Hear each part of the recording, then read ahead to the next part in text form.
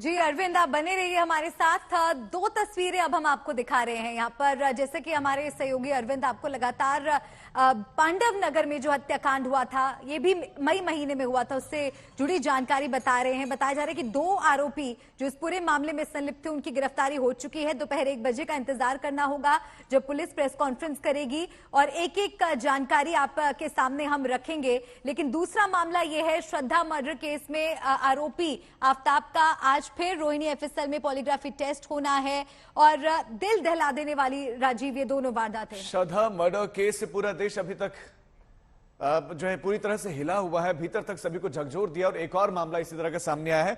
बहरहाल आफ्ताब मर्डर श्रद्धा murder case में आफ्ताब से एक बार फिर से पूछताछ, पॉलीग्राफी टेस्ट। हिमांशु मिश्रा हमारे संवाददाता इस खबर पर ज्यादा जानकारी देने के थोड़ी देर बाद जुड़ जाएंगे, लेकिन उनसे जानते हैं कि इस वक्त क्या कुछ चल रहा है। पांडव नगर में भी एक इसी तरह का वाकया सामने है जहां पर एक शख्स को मौत के घाट उतार दिया गया।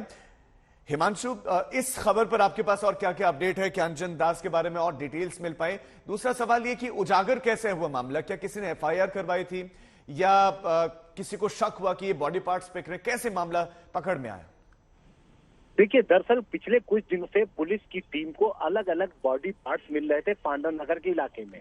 कई बार इन्वेस्टिगेशन हुई, कुछ पार्ट्स मिलते थे, जिसके बाद पुलिस ने उन सभी पार्ट्स को जब देखा और जब उनका मैच कराया तो पुलिस को इस बात का शक हुआ कि कहीं ये एक ही बॉडी के पार्ट्स तो नहीं है, जिसके बाद पुलिस ने इसकी फॉरेंसिक जांच कराई और उसके बाद जब पुलिस ये श्योर हो गई कि हाँ ये एक ही शख्स के बॉडी के पार्ट्स हैं, तो पुलिस ने इन्वेस्टिगेशन आगे बढ़ाई। तमाम जो इलाके हैं पूर्वी दिल्ली और आसपास के जो मिसिंग पर्सन्स की रिपोर्ट है या मिसिंग पर्सन है, उनके बारे में पुलिस ने जानकारी इकट्ठा करना शुरू किया और कई जगहों पर पुलिस ने सीसीटीवी फुटेज की जांच भी शुरू की, जिसमें एक महिला और एक लड़का, पुलिस को 4 ऐसे सीसीटीवी इंपॉर्टेंट मिले जिसमें एक महिला और एक लड़का दोनों कुछ फेंकते हुए दिल्ली पुलिस को नजर आए। ये पुलिस के लिए एक बेहद अहम सबूत, एविडेंस साबित हुआ, जिसके बाद पुलिस ने उन दोनों की पहचान करने की कोशिश की और उसके बाद उन दोनों को गिरफ्तार किया।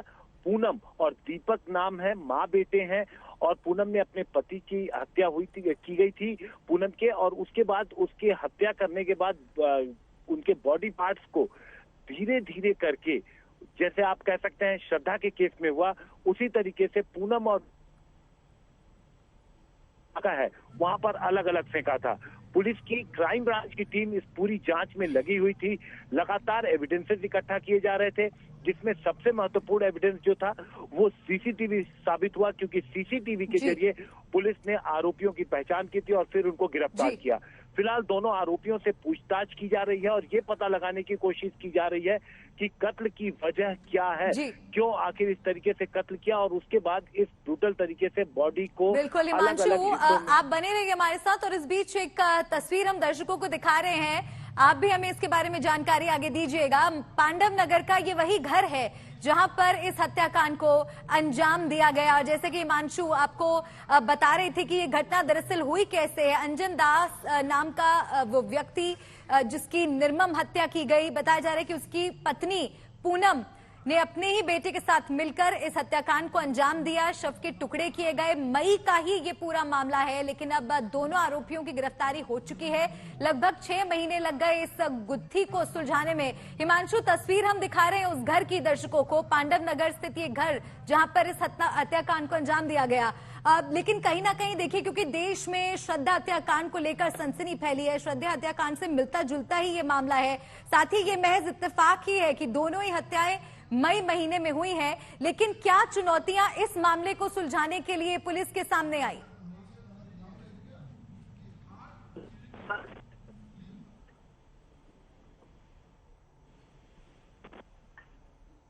लगता है हिमांशु तक मल्लिका अब्बास नहीं पहुंच रहे हैं। ये एक्सक्लूसिव तस्वीरें आज तक के पास हैं। ये वही घर है पांडव नगर का जहां पर शख्स को मौत के घाट उतार दिया। मारने वाला कोई और नहीं, परिवार के सदस्य, मां और बेटे, यानी कि अपने पति का कत्ल किया, बेटे ने अपने बाप का कत्ल किया और उसके बाद से शरीर के हिस्सों को एक दूसरे जो है अलग अलग जगहों पर फेंका ताकि किसी तरह से इस पुलिस तक की बात ना पहुंचे, वो बचे रहे। ये बताया जा रहा है कि अवैध संबंधों का भी शक का मामला सामने आया है। ऐसा शक था परिवार को। और अब पुलिस इस मामले में जांच कर रहे हैं। इंतजार 1 बजे का भी होगा क्योंकि इसी मामले में प्रेस कॉन्फ्रेंस होने वाली है। प्रेस कॉन्फ्रेंस में कुछ इंपॉर्टेंट इंफॉर्मेशन पुलिस बता सकती है कि अंजन दास कौन थे, कहां से आए थे, क्या यहीं पर रहने वाले थे, क्यों मर्डर इस वारदात को अंजाम दिया गया, कैसे इस वारदात को अंजाम दिया गया, कैसे शरीर के हिस्सों को अलग अलग जगहों पर ठिकाने लगाया गया। इससे संबंधित जितने भी सवाल हैं उन सवालों के जवाब पुलिस देगी। लेकिन एक्सक्लूसिव तस्वीरें आज तक के पास हैं। पहला तो वो सीसीटीवी फुटेज जिसमें वो शरीर के अंगों को फेंकते हुए दिख रहे हैं। दूसरी तस्वीर है उनके घर की। तो दिल्ली के पांडव नगर हत्याकांड में एक बड़ा खुलासा हुआ है। ये बड़ी खबर इस वक्त आपको दे दें। बड़ा खुलासा, मां बेटे ने अंजन दास की हत्या की है और उनकी गिरफ्तारी भी हो गई है। इसमें इंपॉर्टेंट इंफॉर्मेशन ये कि यहां पर इनकी गिरफ्तारी हो गई है। इन्होंने भी शव को काट कर फ्रिज में रखा था। बिल्कुल, हिमांशु मिश्रा हमारे सहयोगी एक बार फिर से हमारे साथ जुड़ गए हैं। हिमांशु, कहीं ना कहीं देखिए श्रद्धा मर्डर केस से ये मामला मिलता जुलता है। 6 महीने का वक्त पुलिस को इस मामले को सुलझाने में लग गया। आखिरकार आरोपियों की गिरफ्तारी हो चुकी है। जी देखिए, बिल्कुल, क्योंकि पहली बार पुलिस को 5 जून को आप कहिए तो पेट्रोलिंग के दौरान कहीं जो कल्याणपुरी का इलाका, जो पांडव नगर थाने का इलाका है, वहां से जब पुलिस की टीम गुजर रही थी तो उनको झाड़ियों में से कुछ बदबू आई, जिसके बाद पुलिस को टीम को कुछ आशंका हुई और पुलिस की टीम ने जब रुक करके वहां पर जांच की तो उन्हें बॉडी पार्ट्स मिले थे। इसके बाद फिर से जब आगे की जांच बढ़ी और पुलिस को कुछ और इलाकों में जब बॉडी पार्ट्स मिले तो पुलिस को कहीं ना कहीं ये शक हुआ कि ये बॉडी पार्ट्स एक ही शख्स के तो नहीं है।